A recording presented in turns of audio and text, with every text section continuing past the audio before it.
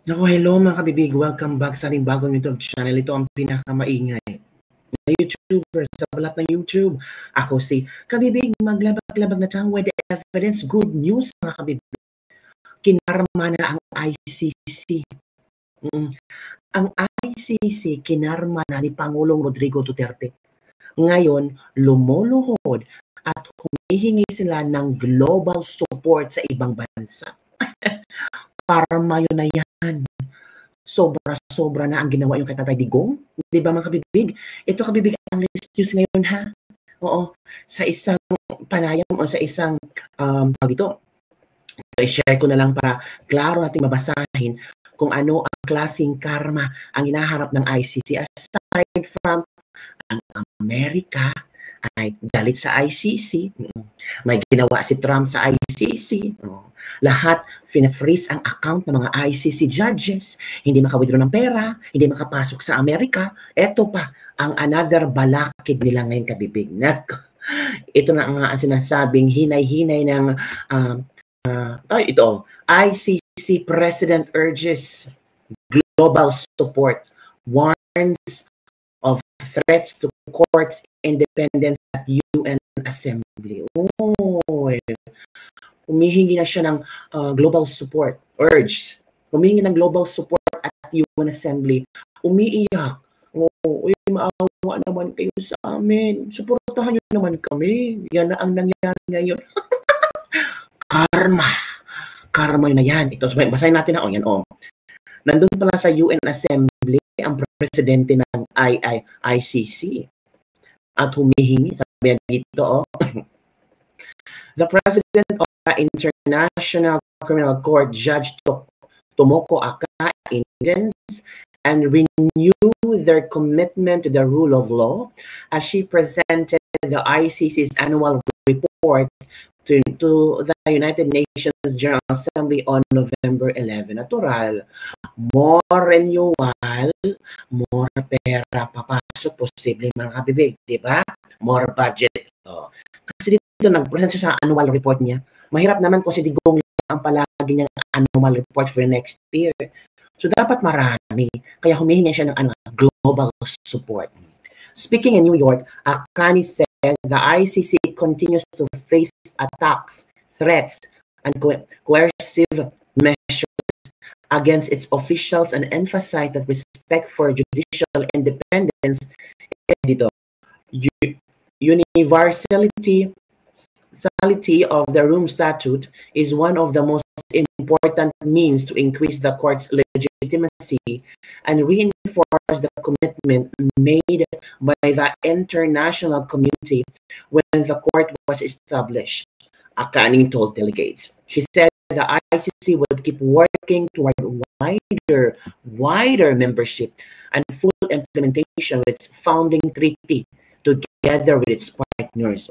May founding treaty together with its partners. Kasali pa dyan si Baby M sa mga partners and founding treaty. Ewan ka, bibig.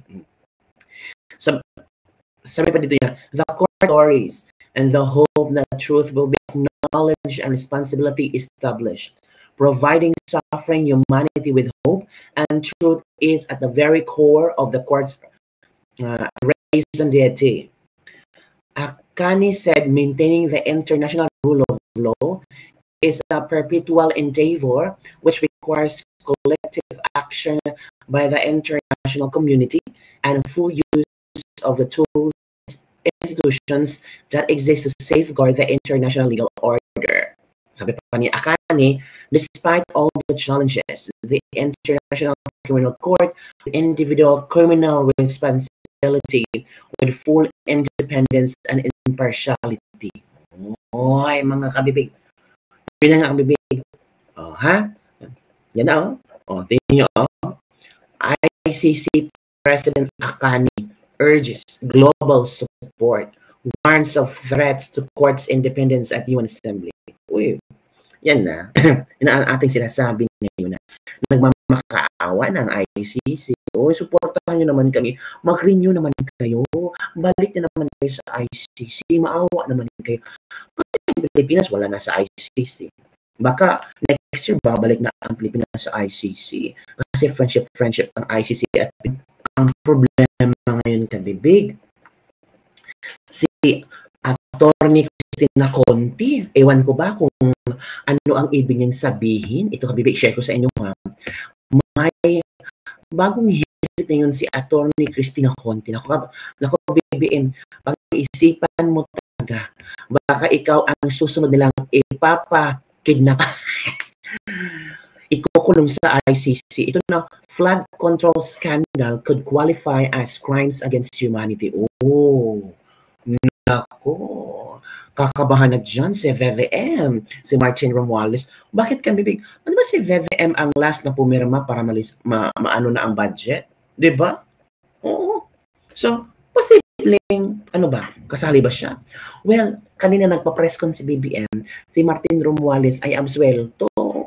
Hindi party si Martin Romualdez na kakasuhan. Sabi dito. Pero, ito baka merong itong si Conti, we didn't know, di ba? Later on, babaliktad to.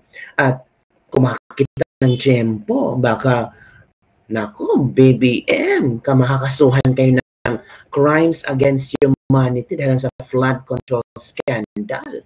At yung ibang politiko ng ang lalaki ng kickback, baka pagising nyo, nandun na din kayo sa ICC.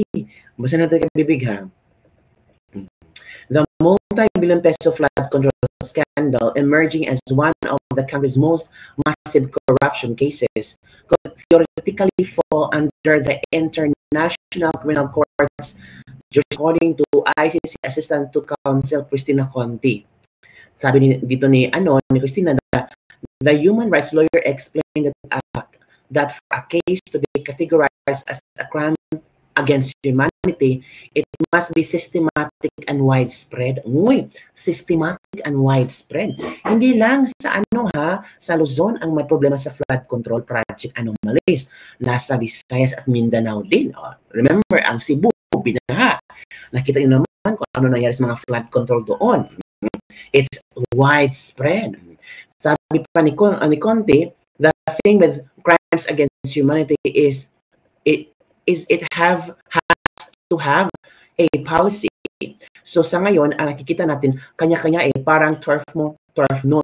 So it's systematic and widespread. Obviously, widespread is established. Nako, ano naman yan?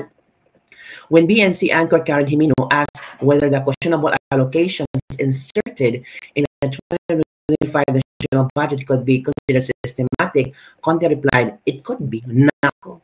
Conti, however, clarified that her analysis was theoretical, noting that when it exit from the room statute took effect. Despite the country's withdrawal, the ICC continues to assert jurisdiction over former President Rodrigo Duterte, who has been detained in The Hague since March for his administration's bloody war on drugs, a campaign that claims thousands of lives and reignited debate over whether the tribunal still have the authority over the Philippines. So alam pala ni Conti na hindi pwede ito kasi ang Pilipinas nag-withdraw na sa ICC. Pero ang sabi ni Conti, pwede yan. Obviously, widespread ang na-establish and it could be systematic. Naku, paano yan, BBM? Baka pag alis mo sa inyong pagka-presidente, ito ang susunod mong haharapin. ICC? Di ba kabibing? Posible. Posible kabibing. Kasi for example, sabi ni BBM, may plano silang mabalik sa ICC. Balik kayo sa ICC. Tapos sabi ni Conte, pwede itong flood control scandal maging crimes against humanity. Nako po. Tapos pag-uupo si BP Sara, lahat ng resibo, dokumento sa Senate Blue Ribbon Committee hearing ng flood control, pwedeng gamitin ni BP Sara as ebidensya. Lahat ng ebidensya ng ICI, pwedeng gamitin din. Diba? So, posibleng, mapunta sa ICC si BBM after na kayang termino. Nako, mga kapipig. Yun ang ating latest lebak-lebak for today. Ano ang inyong komento hinggil dito na kung saan? Una, ICC President humihingi ng global support. Suportahan daw ang ICC dahil sa madaming threat daw. Nako po. Ito na yan ang tatawag natin karma. Pangalawa, si ICC lawyer Cristina Conte, meron siyang theory na itong flood control scandal posibleng qualify as crimes against humanity. Nako, it's widespread and systematic. Nako po, yan na nga. Yan ang ating Lebaklebak for today. Ano ang iyong reaction dito? Posible kaya na kung ano ang ginawa ni BBM kay Pangulong Rodrigo Duterte ay babalik at sasampal sa kanya 100-fold? Nako, madami din pala sila. Nako, ang daming mga kongresistang sangkot daw di umano sa flood control anomalies. So maraming mga kongresista at politiko pupunta sa ICC, doon makukulong, doon madidetain. Nako, yan ang sinasabi natin. No? Nako, babalik talaga lahat mga ginagawa mo, karma lang. Panapanahon lang yan, kabibig. So yun lang po ang ating latest Lebaklebak for today. Don't forget to like, subscribe, and share this video para sa mga latest trending news nating pag-usap-usapan. Sa mga gustong mag-share ng blessings, dyan may coke dyan. Oh. Yan ha, kung gustong mag-share ng blessing. Sa panahon niyo, mahirap na yun. Joke lang yun. Kung gusto mo lang mag-share, okay? Kung naganahan ka sa news ngayon, ay, good news to mga kabibig. Diba? Bye everyone.